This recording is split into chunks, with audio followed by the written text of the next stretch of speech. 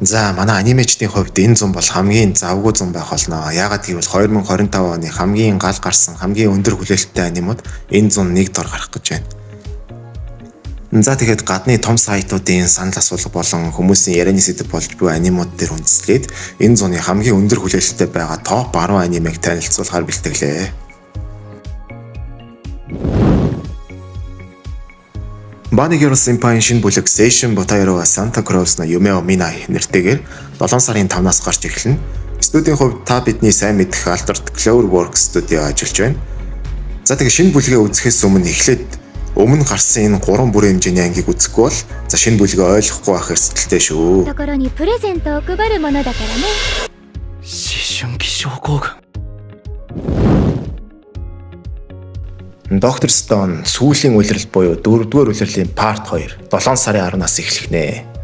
За энэ жил 4-р улирал нь 2 хэсэг хуваагдаж гарч байгаа. Эхний хэсэг нь 1 сарын 9-ноос 3 сарын 27-ны хооронд гарсан. За харин ингээд 2-р хэсэг нь 7 сарын 10-наас гарч эхлэж байна.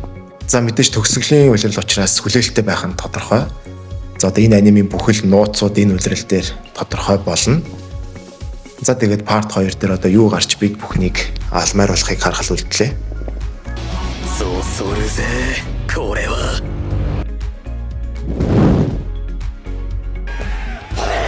濃いな水も飲まないと倒れるぞああどうも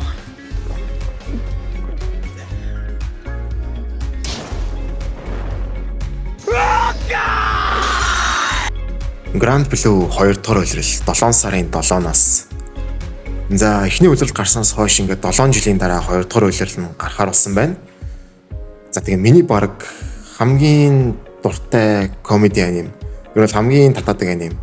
Үзээгүй хүмүүсээ бол заавал үзээрэй гэж зөвлөмөр байна. いつでも声かけてね。誰がブースだこら。嘘をつく兄様には監視が必要。 Kaoru Hanawa Rintosaku энэ зуны хамгийн шилдэг романс аним 7 сарын 5-наас.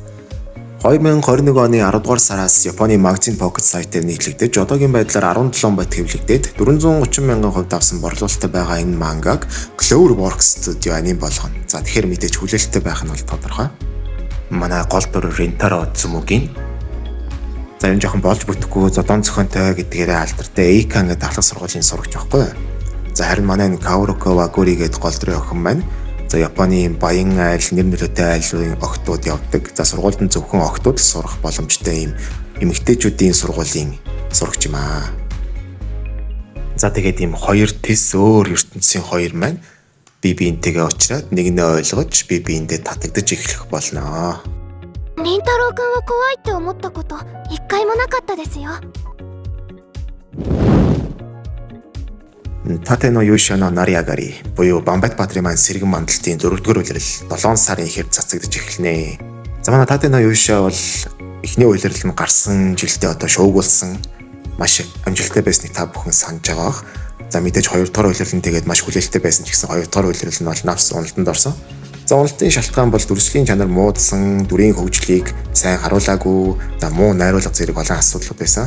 За харин 3 дахь улирлаас анимашны чанар нь буцаад сайжраад найруулагчаар Made in Abyss, Down of the Deep Soul болон за шидний сүдбсгүй зэрэг анимдэр туслах найруулагчаар ажиллаж байсан Hitoshi Haga найруулагч 3 дахь улирлаас эхэлж найруулад за ер нь тэгээд S2-ийн уналтаас бол аврагдсан. この力があれば盾の勇者など必要ない何もかもぶち壊すつもりかラプタリアヒーロータジラはいはいはい。ヒーローの出番。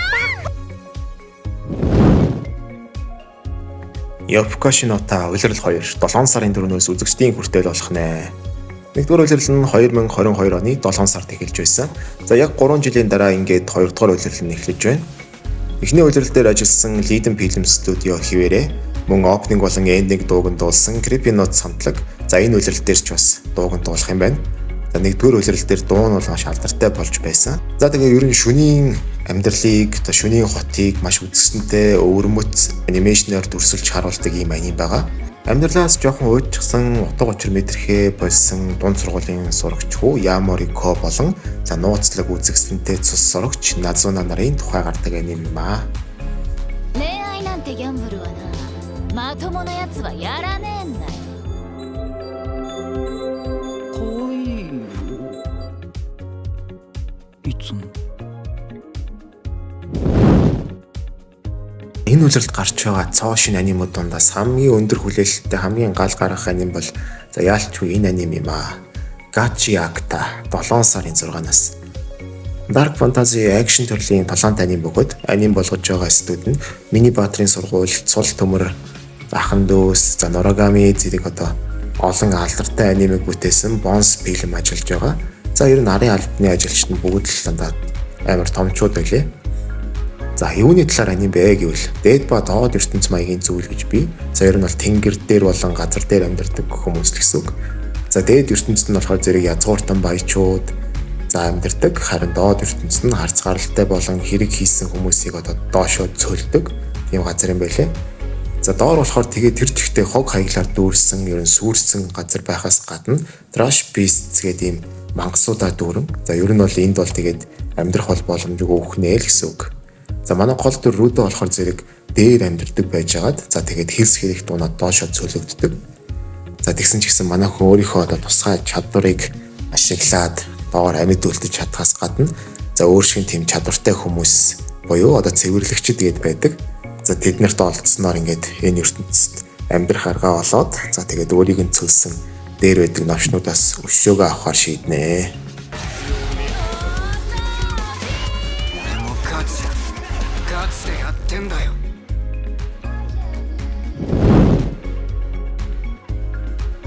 Мэдээж энэ зуны топ хүлээлттэй анимуудын дунд энэ аним байх нь бол тодорхой. Kaiju Hachigo. За мангака Наоя Мацумото сенсейн зохиол бөгөөд Shonen Jump дээр 2020 оноос хойш хэвлэгдэж эхэлсэн. За улирал нэг нь өмнө жилийн 4 сард гарч эхлээд 6 сарын 29-нд дууссан байгаа. За харин улирал 2 нь 7 сарын 19-наас гарч эхлэх нэ. За гэхдээ 7 сарын 5-нд Hoshina's Day Off гэдэг ийм special angle бас гарах юм лээ. За студийн хувьд production IG болон студио Kara нар хамтран ажиллаж байгаа. Тэгээд нэг төр улирал гарснаас хойш за бас тийм ч их хугацаа өнгөрлгүйгээр хоёр дахь улирал нь бол гарч байна. За та бүхэн бас санаж байгаа бох тэгэхээр за ер нь бол маш гоё дууссан. Одоо л ер нь S2-оос нь гоё юмнууд гарч эхлэх болов гэж таамаглаж байна.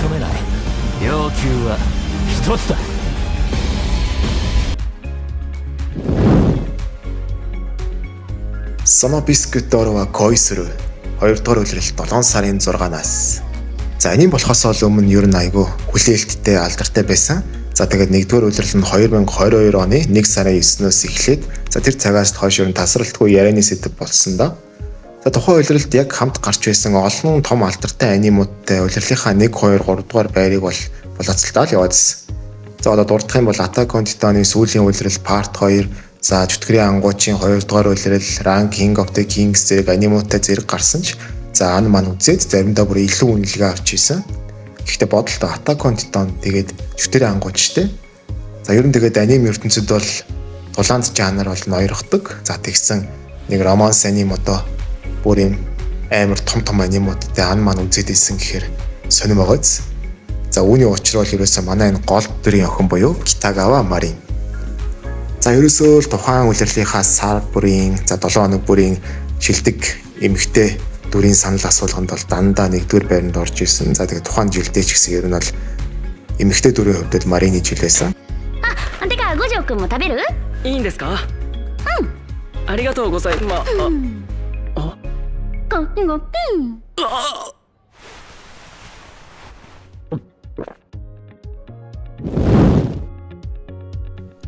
2024 оны намрын гэлтгүү тухайн жилдээ гарсан анимууд дундаач дээгүр чагссан аним бол яалтчгүй энэ аним юм.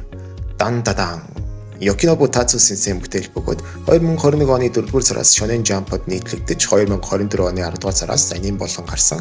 За анимыг нь та бидний сайн мэдхээр Devilman Crybaby-г хийсэн Sensaro Studio хийж байгаа бөгөөд за Fuga Yamashiro найруулагч найруулан уг бичлэлээр нь Jujutsu Kaisen болон Attack on Titan зэрэг том анимууд дээр ажилласан Hiroshi Seko харин дүрийн дизайн дээр Gantz болон Inuyashiki зэрэг анимууд дээр ажилласан Naoyuki Honda за хөгжмийн зохиол дээр Silent Voice болон Chainsaw Man дээр ажилласан за Kensuke Ushio нар ажилласан.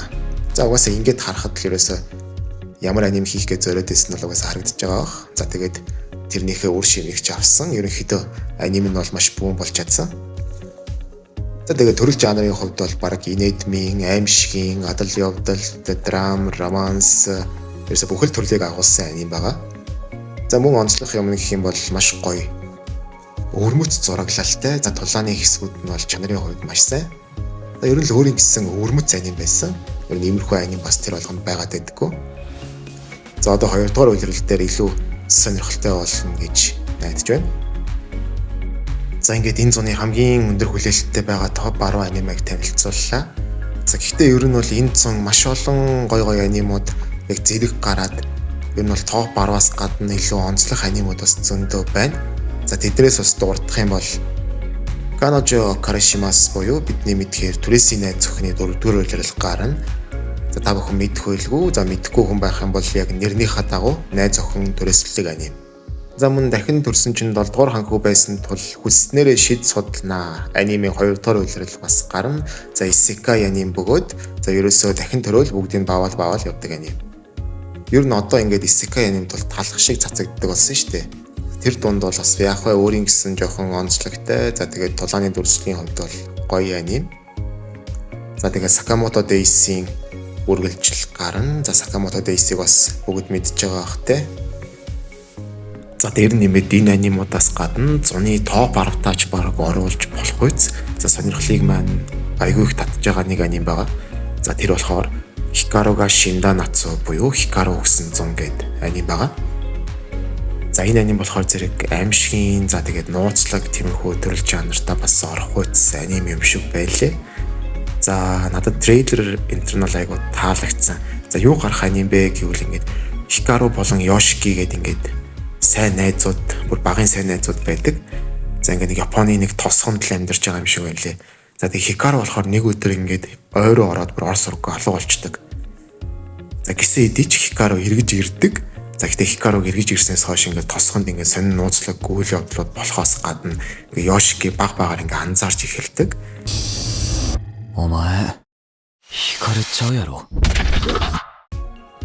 За бичлэг маань энд хүрээд дуусж байна. За тэгээд цаашдаа энэ суваг дээрээ за анимын талаар төрөл бүрийн мэдээллүүд болон за төдийлөн хүн болгон мэддэг ч гэсэн гоё анимуудын талаар за тэгээд шинэ анимуудыг үзээд төрсэн сэтгэгдэл зэрэг за янз бүрийн сонирхолтой за Япон аним дуу оруулагчдын талаар студийн талаар ч гэдэг юм уу бичлэгүүд ер нь оруулах болно. За тэгээд таалагдсан бол лайк дараад сувгийг маань дагаарай. За дараагийн бичлэгээр уулзцгаая.